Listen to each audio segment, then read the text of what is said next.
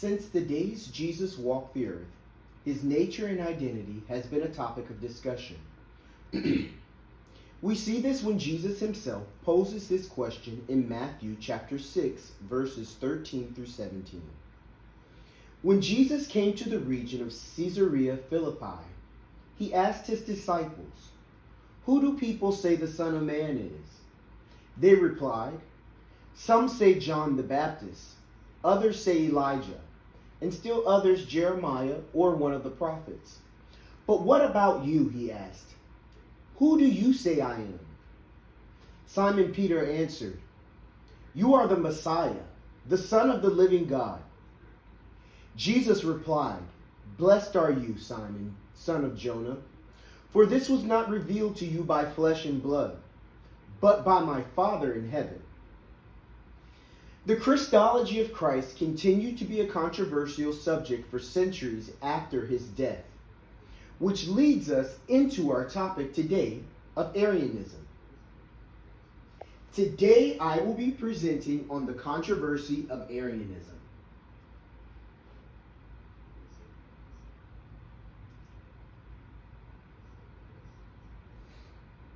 What is Arianism? Arianism is the Christian heretical teaching of Arius of Alexandria. Heresy is described as a belief or opinion contrary to orthodox religious doctrine. Arianism is centered around the nature and divinity of Jesus the Christ. Named after Arius, born in 256 AD and died in 336 AD, he was a presbyter or elder in Alexandria.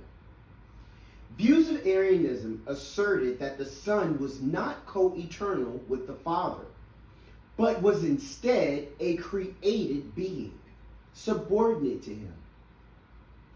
This doctrine was in direct opposition of the emerging Orthodox Trinitarian view of the Godhead. Subordination teaches that because the Son was a created being, he was not fully God as God the Father is God. Arianism holds that the Son is distinct from the Father and therefore subordinate to him.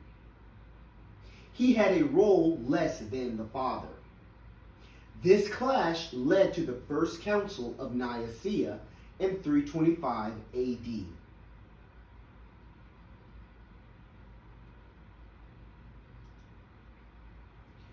Principles of Arianism.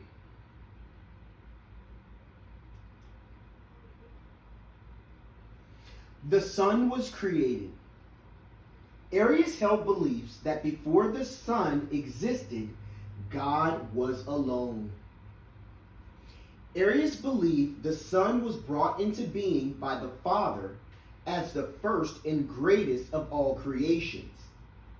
Arian theology holds that Jesus is the Son of God, who was begotten by the God the Father, with the difference being that the Son of God did not always exist, but was begotten, made before time by God the Father. Therefore, Jesus was not co-eternal with God the Father.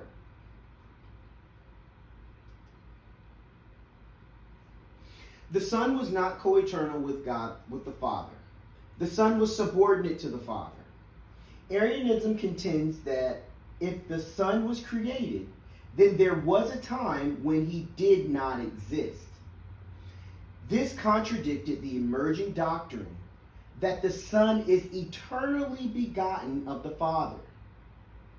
The Father alone was truly God in the fullest sense, while the Son, though divine in some way, was a lesser status.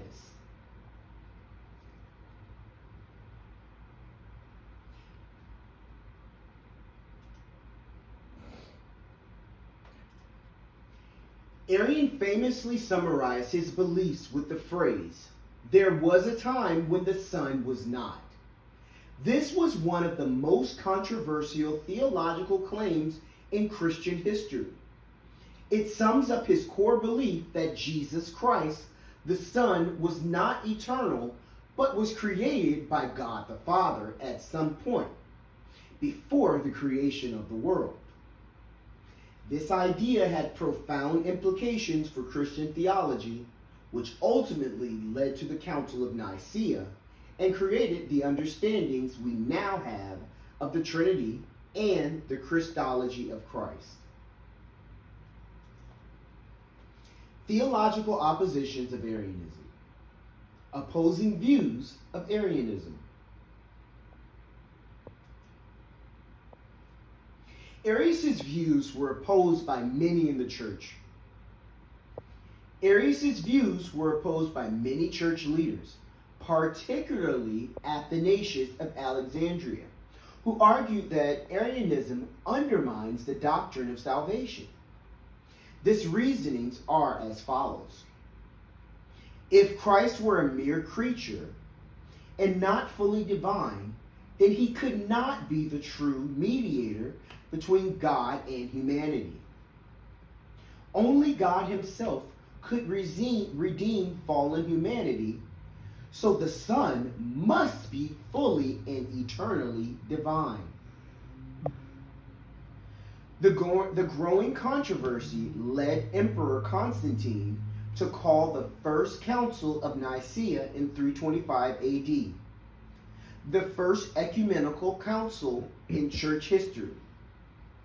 The council condemned Arianism and formulated the Nicene Creed, which affirmed the Son is begotten and made, rejecting the idea that he was created.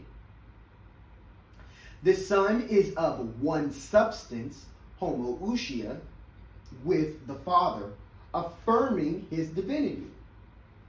The Son is eternal, meaning he has always existed with the Father.